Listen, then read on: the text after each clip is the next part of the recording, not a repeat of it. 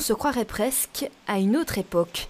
Émile monte à bord de sa Mercedes 220 SE coupé. Au volant, il prend le temps d'observer les autres voitures. Il n'échangerait pour rien au monde son ancêtre contre un véhicule plus moderne. Une Mercedes, c'est une Mercedes. Vous voyez, une Citroën, c'est une Citroën, une Peugeot, toutes ces voitures ont marqué ces époques et tout. Pour moi, c'était ma jeunesse aussi, ces voitures. J'en garde un très bon souvenir. Parmi les joyaux de ce rassemblement, cette voiture de 1911, la Ford T, la même que dans Tintin au Congo. Elle a été construite à plus de 16 millions d'exemplaires. Difficile à conduire, elle avait à l'époque la réputation d'être une voiture meurtrière. Tout est un petit peu inversé, les commandes, l'accélérateur est à la main. Il faut savoir aussi que la pédale, par exemple, d'accélérateur, si on appuie, on se retrouve en première. Si on la lâche, on se retrouve en deuxième. Donc c'est le cruise control de l'époque.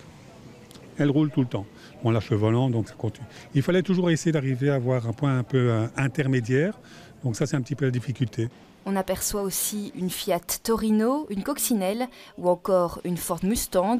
Et puis cette autre voiture américaine, la Rampage, un modèle de 1930 au bruit très particulier. Ça, c'est le klaxon des années 25-30. Vous l'utilisez parfois, le klaxon ?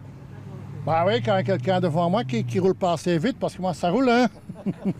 À 13h, ses ancêtres ont repris la route, direction la place Reine Astrid à Jette. Elles se sont déjà fixé rendez-vous l'année prochaine.